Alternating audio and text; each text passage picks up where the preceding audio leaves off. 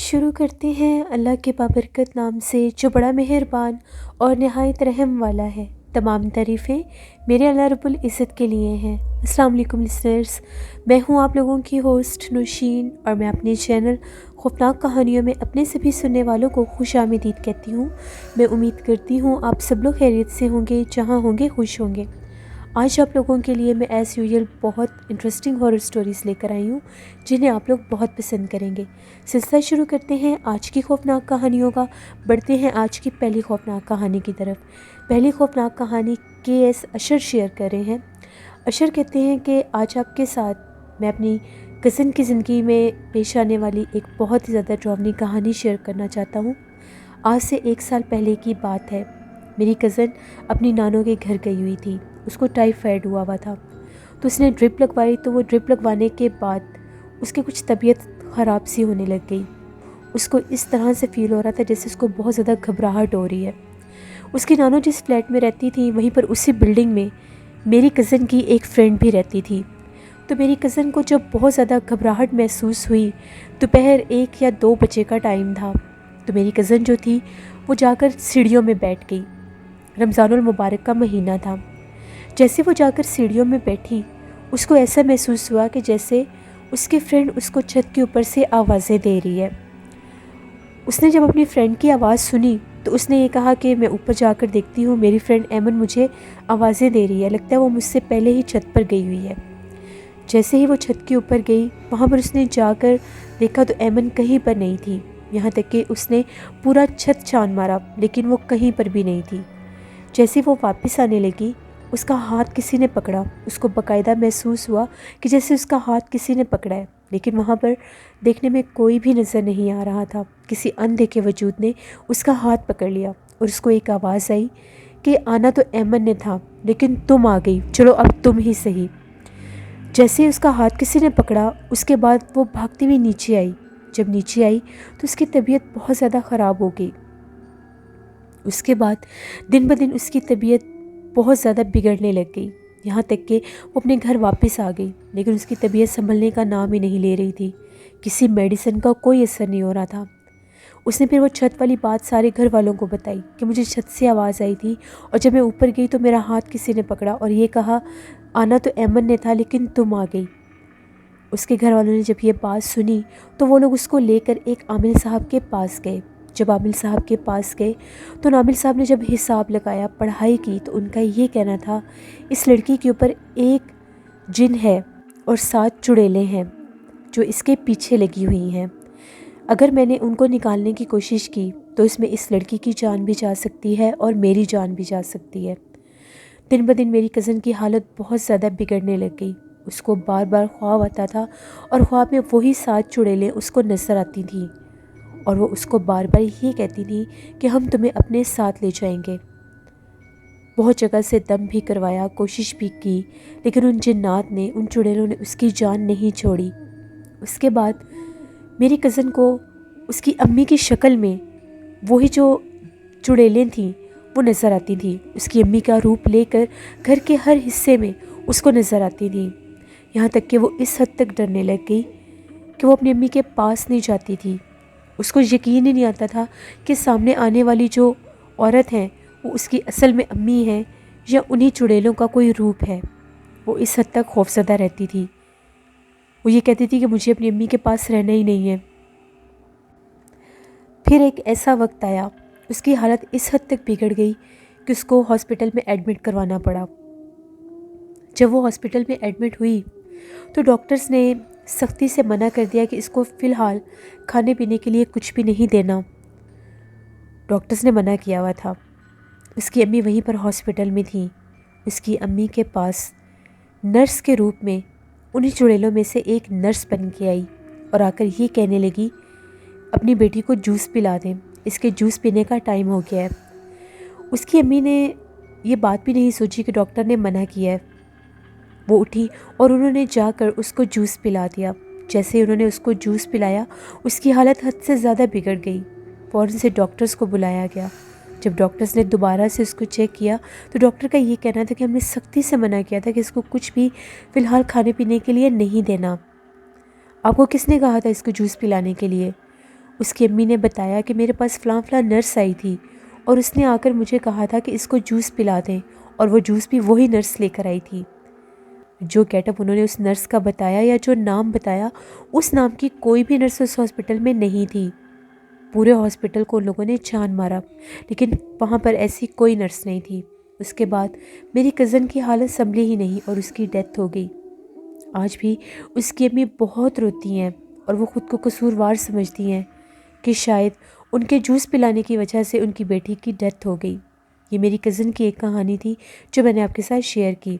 بہت شکریہ اشر آپ کا، آپ نے اپنی سٹی مینشن نہیں کی کہ کہاں سے آپ نے سٹوری شیئر کی ہے۔ تو جب آپ سٹوری شیئر کرتے ہیں اپنی سٹی کا نیم ضرور مینشن کیا کریں۔ پڑھتے ہیں ایک اور خوفناک کہانی کی طرف۔ یہ خوفناک کہانی یسرا شیئر کری ہے انڈیا سے۔ یسرا کہتی ہیں کہ آج آپ کے ساتھ میری ایک فرینڈ ہے، اس کی زندگی میں پیش آنے والی ایک بہت ہی زیادہ ڈراؤنی کہانی شیئر کرنا چاہتی ہوں۔ یہ تب کی بات ہے جب میری فرینڈ 10th اسٹینڈرڈ میں تھی۔ اس نے ایک اکیڈمی جوائن کی۔ وہ جو اکیڈمی تھی اس کے گھر سے کافی زیادہ دور پڑتی تھی۔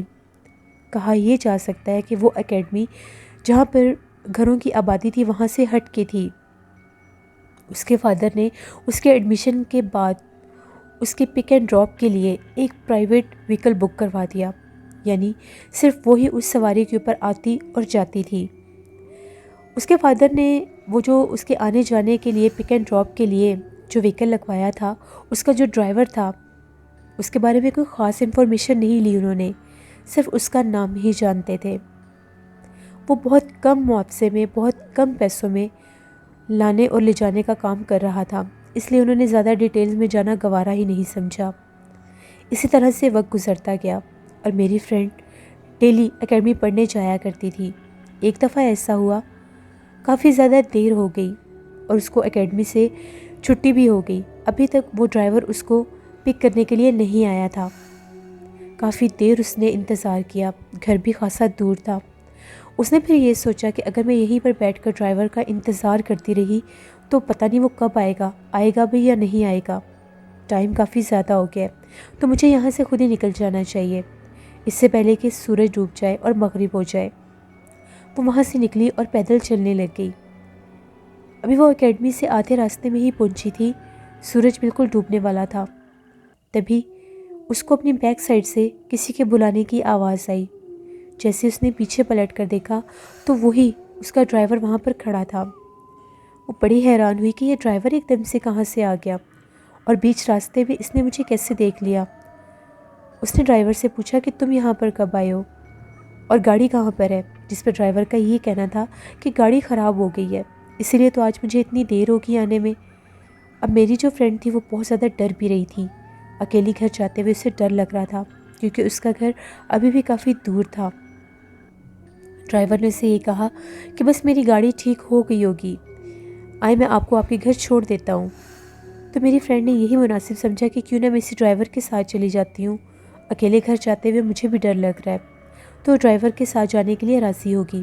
ڈرائیور اس کو لے کر دوبارہ سے اکیڈمی کے اسی راستے کے اوپر آ گیا جہاں سے وہ آئی تھی۔ جیسے ہی اس نے پوچھا کہ تم مجھے دوبارہ اکیڈمی والے راستے پر کیوں لے کر آئے ہو، تو اس ڈرائیور نے یہ کہا کہ اکیڈمی سے تھوڑا ہی دور میرے دوست کی دکان ہے، ورک شاپ ہے، جہاں پر میری گاڑی ٹھیک ہو رہی ہے۔ تو اب تک تو گاڑی بالکل ٹھیک ہوگی تو آپ چلیں میرے ساتھ، میں آپ کو آپ کے گھر ڈراپ کر دوں گا۔ اس کے پاس اب اور کوئی آپشن بھی نہیں تھی، نہ وہ پیچھے جا سکتی تھی اور نہ ہی اکیلی گھر جا سکتی تھی۔ وہ ڈرائیور کے ساتھ چپ چاپ چلنے لگی۔ اب اکیڈمی کے آگے کا جو راستہ تھا اس کے بارے میں وہ بالکل بھی نہیں جانتی تھی کہ اکیڈمی کے آگے کون سا راستہ ہے۔ جیسے وہ ڈرائیور کے ساتھ اکیڈمی سے اگلے راستے پر آئی تو وہ جگہ بالکل ایسی تھی جیسے سنسان بیابان جنگل ہوتا ہے، وہاں پر دور دور تک آبادی کا نام و نشان نہیں تھا۔ تو میری فرینڈ نے ڈرائیور سے یہ کہا کہ یہ کون سی جگہ ہے، تو مجھے کہاں پر لے کر آ رہے ہو؟ ڈرائیور نے یہ کہا کہ ڈرنے کی ضرورت نہیں ہے، بس سے آگے پاس ہی ورک شاپ ہے۔ میری فرینڈ کہتی ہے کہ وہاں پر اتنا اندھیرا تھا، مجھے بہت ڈر لگ رہا تھا۔ دیکھتے ہی دیکھتے وہ جو ڈرائیور تھا ایسا لگنے لگ گیا جیسے ہوا میں اڑنے لگ گیا ہے، اس کے پاؤں زمین پر نہیں تھے اور وہ عجیب و غریب ڈراؤنی آوازیں بھی نکال رہا تھا۔ خوف کے مارے جب میں نے یہ منظر دیکھا، میں چیخنا چاہتی تھی لیکن میرے گلے میں سے آواز نہیں نکل رہی تھی۔ باقاعدہ میں نے اس کو ہوا میں لہراتے دیکھا اور دیکھتے ہی دیکھتے وہ ایک دھواں بن کے ہوا میں غائب ہو گیا۔ یہ دیکھنے کی دیر تھی وہ وہیں پر گری اور بے ہوش ہو گئی۔ اس کے گھر والوں نے جب دیکھا کہ دوپہر سے رات ہو گئی ہے، ابھی تک ان کی بیٹی گھر واپس نہیں آئی، تو وہ لوگ اکیڈمی پہنچے۔ اکیڈمی سے پوچھا تو اکیڈمی والوں نے یہ کہا کہ وہ تو اتنے بجے کی یہاں سے جا چکی ہے۔ اکیڈمی کے سارے راستے کو ان لوگوں نے چیک کیا۔ اپنا وہم دور کرنے کے لیے اکیڈمی کے آس پاس کے علاقے بھی ان لوگوں نے دیکھنا ضروری سمجھے۔ جب وہ اکیڈمی کے اگلے راستے پر گئے تو وہاں پر وہ بے ہوش تھی۔ جب میری فرینڈ کو ہوش آیا تو وہ اپنے گھر میں موجود تھی۔ اپنے گھر والوں کو اس نے ساری بات بتائی اور گھر والوں سے پوچھا کہ وہ گھر کیسے پہنچی، تو اس کے گھر والوں نے یہ بتایا کہ تمہیں ڈھونڈتے ڈھونڈتے ہم لوگ وہاں پر آئے تھے۔ جیسے ان لوگوں نے اس ڈرائیور کو ڈھونڈنے کی کوشش کی، اس ڈرائیور کا کہیں اتا پتہ نہیں تھا، اس کا کوئی نام و نشان نہیں تھا، یہاں تک کہ اس کے بعد دوبارہ وہ کبھی نظر بھی نہیں آیا۔ یہ میری فرینڈ کی زندگی کی ایک کہانی تھی جو میں نے آپ کے ساتھ شیئر کی۔ بہت شکریہ یسرا آپ کا۔ بڑھتے ہیں ایک اور خوفناک کہانی کی طرف۔ یہ خوفناک کہانی جویریہ شیئر کر رہی ہیں۔ جویریہ کہتی ہیں، میں ملتان کی رہنے والی ہوں اور آپ کے ساتھ اپنی زندگی میں پیش آنے والی ایک بہت ہی زیادہ ڈراؤنی کہانی شیئر کرنا چاہتی ہوں۔ آج سے تقریباً 7 سال پہلے کی بات ہے۔ میں اپنے پھپھو کے گھر گئی تھی رہنے کے لیے۔ میری پھپھو لوگوں نے نیا گھر لیا تھا، تو وہ لوگ جب وہاں پر شفٹ ہوئے تو اس کے بعد میں وہاں پر رہنے کے لیے گئی۔ جو میری کزن تھی، میری پھپھو کی بیٹی، وہ میری بیسٹ فرینڈ بھی تھی۔ وہاں پر جب ہم لوگ گئے تو ان کا گھر کافی زیادہ بڑا تھا۔ ان کے گھر کی بیک سائڈ پر ایک بہت ہی بڑا گراؤنڈ سا تھا، لان بھی کہہ سکتے ہیں اسے۔ وہاں پر کچھ حصہ صحن کا بنا ہوا تھا، کچھ حصہ وہ جہاں پر گھاس وغیرہ گراس لگا ہوا تھا وہ تھا۔ کافی بڑی جگہ تھی۔ وہاں پر کونے میں ایک جامن کا درخت بھی لگا ہوا تھا، کافی بڑا اور پھیلا ہوا درخت تھا۔ ہم لوگ وہاں پر اکثر جا کر بیٹھا کرتی تھیں۔ گرمیوں کا موسم تھا۔ میری کزن کا جو روم تھا وہ 2nd فلور پر تھا اور اس کی ایک ونڈو جو تھی وہ اسی جامن کے درخت کی طرف کھلتی تھی۔ ہم دونوں بیٹھ کر باتیں کر رہی تھیں۔ ہم لوگ روم کی ونڈو کھول کر بیٹھی باتیں کر رہی تھیں۔ رات 11 بجے کا ٹائم تھا۔ ایک دم سے ہم لوگوں کے پاس ونڈو کی طرف سے ایک چھوٹا سا پتھر آ کر گرا۔ ہم لوگوں نے جب غور کیا تو وہ پتھر بہت عجیب سا تھا۔ ریڈ کلر کا ایک پتھر تھا، بالکل چھوٹا سا۔ ہمیں یقین ہی نہیں آیا کہ یہ پتھر باہر سے کیسے آ کر گر سکتا ہے، جبکہ لان والی اس سائڈ پر رات کے ٹائم تو کوئی آتا ہی نہیں تھا۔ وہاں پر ایک ٹیوب لائٹ بھی چل رہی تھی۔ ہم لوگوں نے جیسے ونڈو میں جھانک کر دیکھا تو نیچے کچھ بھی نہیں تھا۔ پھر ہم لوگوں کو یہ لگا کہ کہیں شرارت کے طور پر پاس والے گھر سے کسی نے نہ پھینکا ہو۔ ہم لوگوں نے ونڈو بند کی اور آرام سے بیٹھ کر پھر باتیں کرنے لگ گئیں۔ کافی دیر ہم لوگ باتیں کرتی رہیں۔ اس دوران بھی بار بار ایسا محسوس ہو رہا تھا کہ جیسے ونڈو کے اوپر کوئی ناک کر رہا ہے، جبکہ وہاں پر نہ تو کوئی ٹیرس تھا اور نہ ہی اتنی اونچائی پر چڑھنے کی کوئی جگہ تھی۔ ہم لوگوں کو بالکل سمجھ نہیں آ رہا تھا کہ یہ سب کچھ کیا ہو رہا ہے۔ ہم لوگوں نے ڈر کے پھر ونڈو کھول دی۔ تقریباً 12:30 پونے 1 بجے کا ٹائم تھا۔ اب ہم دونوں کو بہت سخت نیند آ گئی تھی۔ کمرے کا دروازہ ہم لوگوں نے کھولا ہوا تھا اور ونڈو بھی کھلی ہوئی تھی۔ جیسے ہم لوگ سوئیں، تقریباً ابھی بمشکل گھنٹہ گزرا ہوگا، مجھے بہت سخت پیاس لگی۔ ہم لوگوں نے روم میں پانی رکھا ہوا تھا۔ میں جیسے اٹھی، میری کزن سو رہی تھی، ونڈو بھی کھلی ہوئی تھی اور دروازہ بھی۔ اس کے کمرے کا جو سین تھا وہ اس طرح سے تھا کہ کمرے سے آگے ایک برآمدہ سا تھا۔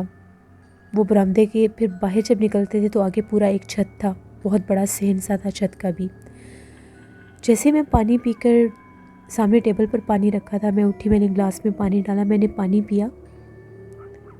بالکل آہستہ سے جیسے سرگوشی میں کوئی بول رہا ہوتا ہے، آوازیں سنائی دے رہی تھیں۔ مجھے لگا شاید آس پاس گھر ہیں، وہاں سے آوازیں آ رہی ہوں گی۔ میں نے اتنا خاص نوٹس نہیں کیا اس بات کو اور میں دوبارہ سے آ کر بیڈ پر لیٹ گئی۔ جیسے میں بیڈ پر آ کر ابھی بیٹھی ہی تھی، ابھی میں لیٹنے ہی لگی تو مجھے ایک دم سے محسوس ہوا جیسے کمرے کے دروازے میں، برآمدے میں یعنی، کوئی کھڑا ہوا ہے۔ مجھے باقاعدہ وہاں پر کوئی کھڑا ہوا نظر آیا۔ میں غور کر کے دیکھنے لگی تو ایسا لگ رہا تھا جیسے درمیانے سے قد میں کوئی وجود ہے جو باہر کھڑا ہوا ہے۔ مجھے بہت عجیب لگا۔ میں نے ٹائم دیکھا تو ٹائم 2:30 بج رہے تھے۔ اتنی رات کو کون ہو سکتا ہے؟ پہلے وہ بالکل اس کا چہرہ، اس کا رخ ہم لوگوں کے کمرے کی طرف تھا، جیسے کمرے میں جھانک کر وہ باقاعدہ دیکھ رہا ہو یا دیکھ رہی ہو، لیکن آنکھیں نظر نہیں آ رہی تھیں مجھے۔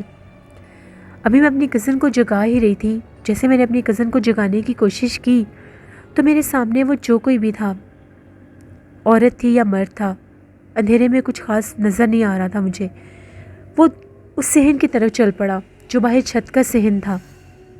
میں نے جلدی سے اپنی کزن کو جگایا۔ جب وہ جاگی تو میں نے اسے ساری بات بتائی۔ اس نے یہ کہا کہ اتنی رات کو کون ہو سکتا ہے، امی وغیرہ تو سو رہے ہوں گے۔ ہم لوگ ڈر گئیں۔ ہم لوگوں نے اٹھ کر کمرے کا دروازہ بند کر لیا کہ کہیں ایسا نہ ہو کہ کوئی چور وغیرہ نہ ہو۔ جیسے ہی ہم لوگوں نے دروازہ بند کیا، باقاعدہ باہر کسی کے چلنے پھرنے کی آوازیں آنے لگ گئیں۔ اب ہم لوگ بہت زیادہ ڈری ہوئی تھیں۔ اتنی بھی ہمت نہیں ہو رہی تھی کہ ساتھ والے کمرے میں جا کر ہم لوگ پپو کو جگا سکیں کہ ہمیں ڈر لگ رہا ہے۔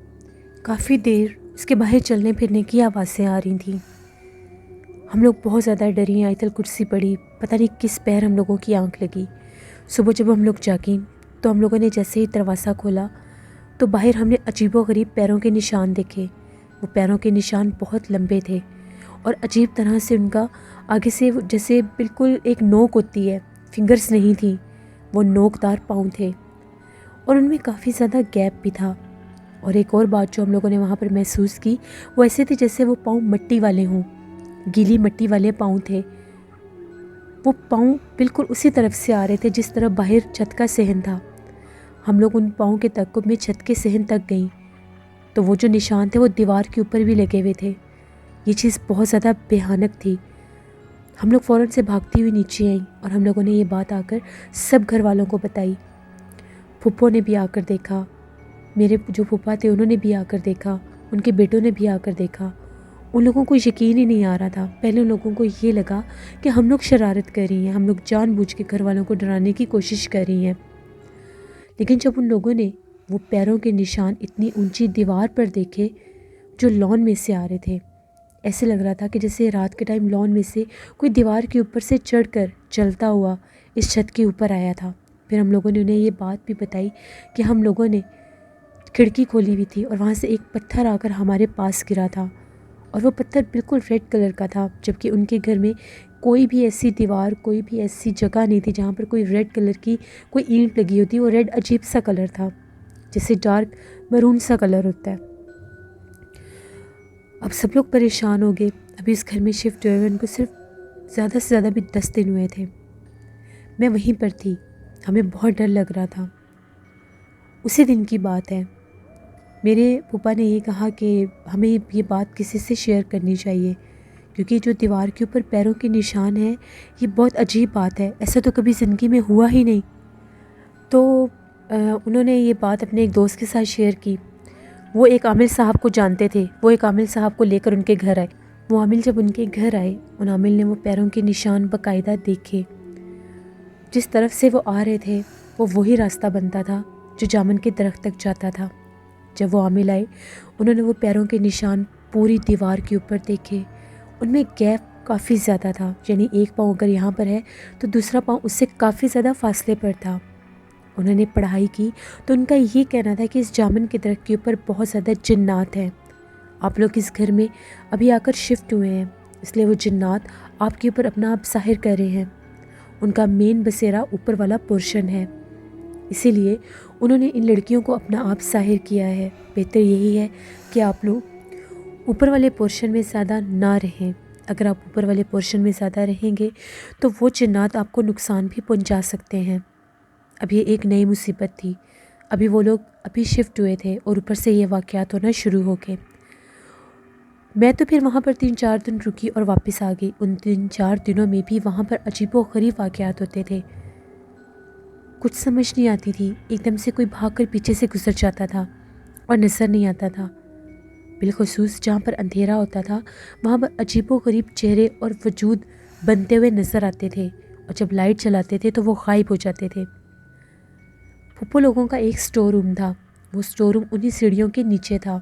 ایک چھوٹا سا کمرہ تھا، وہاں پر کوئی خاص سامان بھی نہیں آ سکتا تھا، بس 2-4 ٹوٹی ہوئی چیئرز تھیں جو وہاں پر رکھی ہوئی تھیں۔ جب کام والی آئی تو وہ گھر کی صفائی کر رہی تھی، اس نے اس سٹور روم کا دروازہ بھی کھولا ہوا تھا، تو ایک دم سے وہ چیخیں مارنے لگ گئی۔ جب گھر والوں نے اس سے وجہ پوچھی تو اس کا یہ کہنا تھا کہ میں نے ان ٹوٹی کرسیوں کے پاس زمین کے اوپر ایک چھوٹے سے بچے کو کھڑا دیکھا تھا۔ اس کی آنکھیں اس طرح سے تھیں جیسے اس کی آنکھوں میں سے روشنی نکل رہی ہو، اور اس کے جسم پر کوئی کپڑے بھی نہیں تھے، بہت زیادہ کالا رنگ تھا اس کا۔ میرے دیکھتے ہی دیکھتے وہ انہی کرسیوں کے پاس سے غائب ہو گیا۔ اب یہ واقعہ جب حد سے زیادہ بڑھنے لگ گئے تو وہاں پر رہنا مشکل ہو گیا تھا، کیونکہ جب میں وہاں سے واپس آئی تھی تو میری کزن میرے سے روز فون پر بات کرتی تھی۔ وہ یہ بتاتی تھی کہ ہمیں ساری رات اوپر والے پورشن میں بھاگنے دوڑنے کی آوازیں آتی ہیں، کبھی کبھی بچوں کے ہنسنے کی آوازیں آتی ہیں، 3 سے 4 بار ایسی آوازیں بھی آئی ہیں جیسے کوئی عورت ہے اور وہ کوئی مخصوص سی آواز نکالتی ہے اور چپ ہو جاتی ہے۔